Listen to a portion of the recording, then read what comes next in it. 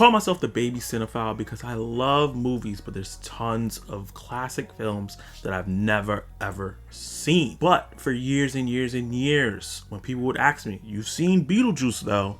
With my chest out, say it with your chest, with all the confidence in the world, I'd be like, "Yeah, of course." Well, I decided to watch the 1988 cult classic just so I could refresh my mind to check out Beetlejuice 2 or Beetlejuice. I think I almost said his name 3 times. But watching this film, I realized I've never seen this movie before, and I'm like, how did I miss this?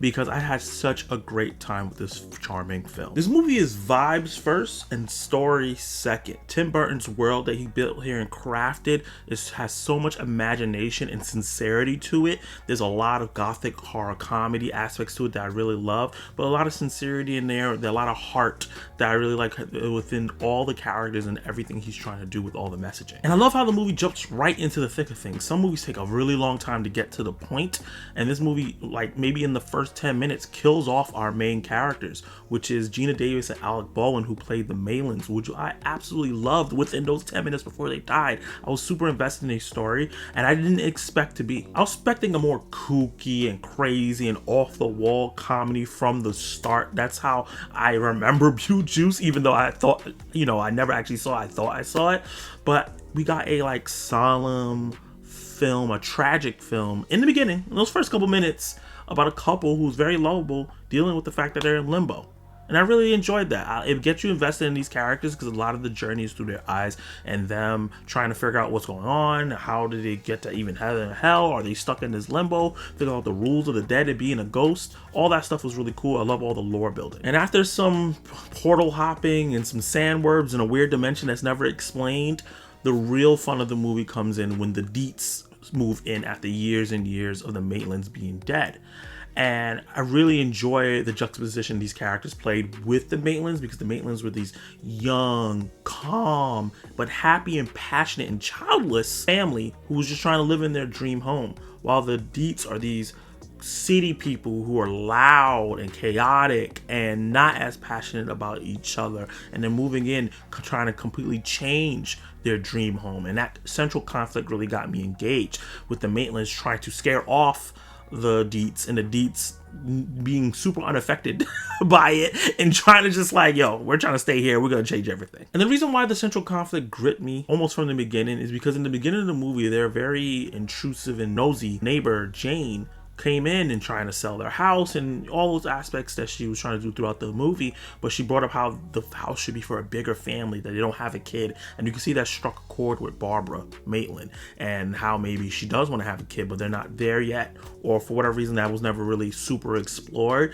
But I like how it tied into with the Deetzes, where they're so focused on what they want to do. The dad wants to rest and just chill and relax, while the mom wants to do this art and change the house, and they're not paying attention to their daughter, played by Winona Ryder. And in the end of the movie, the Maitlands, even in death, become like the adopted parents for her and bring her out of kind of the dark, she completely changed, but bring her out of the dark place that she was in, because she was going to unalive herself. So I thought all that was interesting. There's some serious things about the afterlife and kind of like thinking about that and passing away and shifting between that and the living that I really liked, but that was layered under all the comedy and kookiness. But with all that lovely drama and conflict and things like that, people didn't come here mostly for that. It came here to see Michael Keaton and his iconic performance as Beetlejuice. And it was chaotic, it was fun. He plays this pervy salesman-like guy who's trying to get out of this dimension that he's stuck in. And my one issue with the movie is that I wish they explained his character background a little bit more. I would really like to understand what he did to get this. Did he always look like that? Why does he look like that? How long he was down there? They might have explained that, but I don't remember. But other than that, I really liked his performance. Michael Keaton is having an absolute blast in this film, having so much fun, and that made me have fun. And yeah, some of the things that he does in this movie is a little dated in terms of what people do in comedy movies these days, but they didn't ever position Beetlejuice as a good person or someone that you look up to. So him doing sleazy, pervy things that you shouldn't be doing in real life just made sense, because it's like, yeah, Beetlejuice might be a fun character to watch, but he's not a good one. he's a terrible person. So I really enjoyed his performance and everything that came with it. And while this is a horror comedy, I like how all the horror aspects was mostly used for comedic effect and to build the lore from the Maitlands, their first initial attempts to try to scare the Deetz out of the house, but they were see-through and ghosts, so they couldn't see them. A lot of the jump scares and stuff like that used for comedic effect, to wearing the sheets, which I thought was really funny, and then turning into that iconic dance scene at the dinner table, which was so random to me. I was like, what is going on? Is this a musical right now?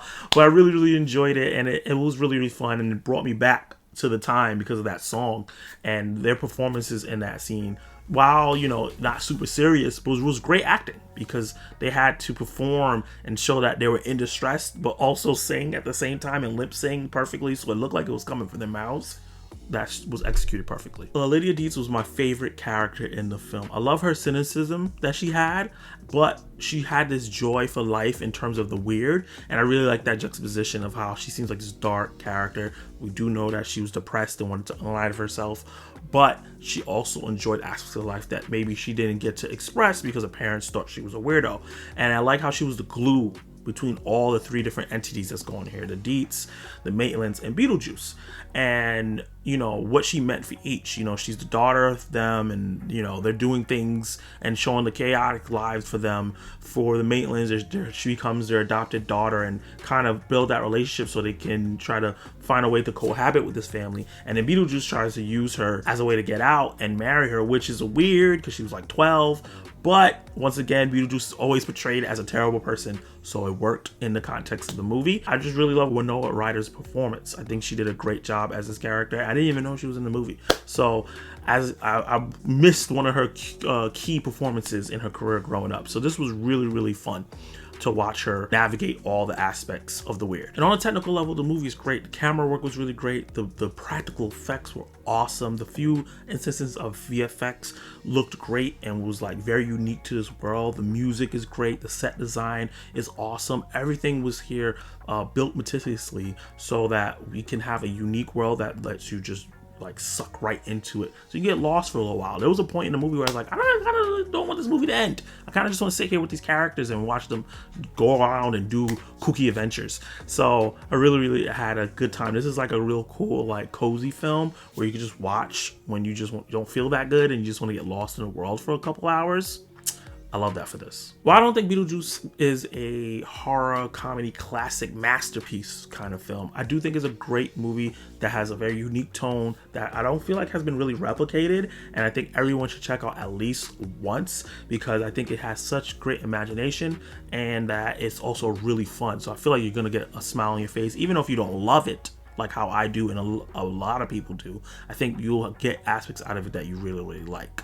So with that said, I'm gonna give Beetlejuice a B. Did you like it? Did you hate it? What would you rate Beetlejuice? Is it one of your favorite movies of all time? Did you think it was just okay? And are you excited for this sequel? Drop all those comments down below and let me know. Like the video if you like my review. Attack that subscribe button and join the community and hit the notification bell so you can know for my reviews, reactions, live discussions, and much more. You can watch more content right now.